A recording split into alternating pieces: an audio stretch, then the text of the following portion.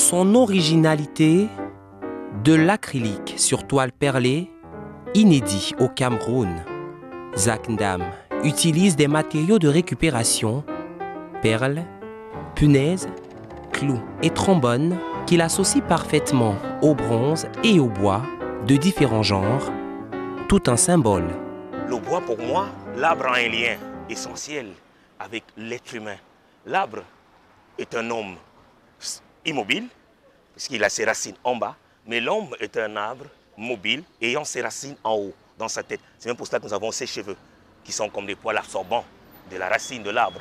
Alors, donc, ce lien entre l'arbre et l'être humain m'interpelle avec ce côté biologique, environnemental, et surtout environnemental, qui est lié au mental, les trombones et les punaises. Les trombones, c'est quoi? Vous savez, au quotidien, on utilise les trombones pour fixer les papiers, non? Alors, les trombones que j'utilise sur mes œuvres, pour moi, c'est une interpellation, c'est une alerte, c'est un clin d'œil aux humains de s'accepter, de se fixer dans la diversité, non?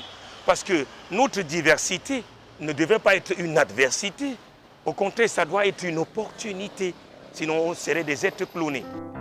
L'art, une passion fondamentale, mieux, un style de vie qui anime depuis l'enfance ce fils de marchand d'art, originaire du département du Noun, dans l'ouest Cameroun. Après avoir travaillé sur les expositions Credo in Unum Deum de Marc Padeux et Living Together de Salifou Lindou, c'est en 2019 que ce quadragénaire met sur pied sa toute première exposition solo, baptisée Voix de l'Esprit, qui marque le début de sa carrière artistique. Oui, vous savez, attendre si longtemps, pour moi, je peux dire, je ne crée pas les œuvres parce que la cible, c'est des expositions uniquement. Je crée des œuvres par amour, par passion. Et après, je laisse les œuvres faire leur vie. Vous savez, je ne suis pas dans la pression, d'accord, où on crée, on a des idées, on voudrait exposer dans telle ou telle galerie. Pour moi, l'art est enseignant, l'art est aliment, l'art est médicament. Une représentation de près d'une centaine de créations, sculptures, lithographies et dessins, mettant en avant l'homme et son importance dans la construction d'un monde meilleur, cela à travers sa démarche artistique, la spiriculture.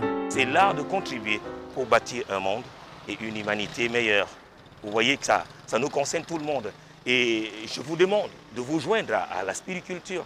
Parce qu'en se joignant à la spiriculture, ensemble dans l'ensemble, le monde et l'humanité vont se surdévelopper. Parce que c'est un courant d'art qui met l'homme comme le capital de la vie et du monde. Parce que l'homme a un rôle essentiel à jouer dans ce monde. L'inspiration, il attire de son parcours et de son vécu auprès de guides spirituels. Une expérience métaphysique à partir de laquelle El Hadj Ndam fait un trait d'union entre le savoir ancestral, la religion et l'art. Les trois ont le même domaine et le même dénominateur commun, qui est l'amour. Les trois défendent l'amour. Au contraire, les images, les œuvres d'art que nous créons, bref, les œuvres d'art que je crée, ne sont que des messages, des supports de la connaissance pour faciliter la vie, pour le bien-être de tous. Donc pour moi, il n'y a pas de malentendu entre les trois. Mais l'essentiel, c'est de dire aux gens que les œuvres ne sont pas faites pour être adorées ou les gens doivent aller se prosterner devant une œuvre d'art. Non, c'est interdit.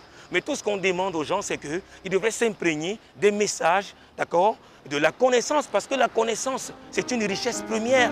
Par ailleurs, écrivain, époux et père de 7 enfants, il est passionné de méditation et de contemplation. Zak Ndam croit en l'humanité à laquelle il consacre son temps au quotidien dans sa galerie d'art au quartier Bonanjo, en plein cœur de la capitale économique.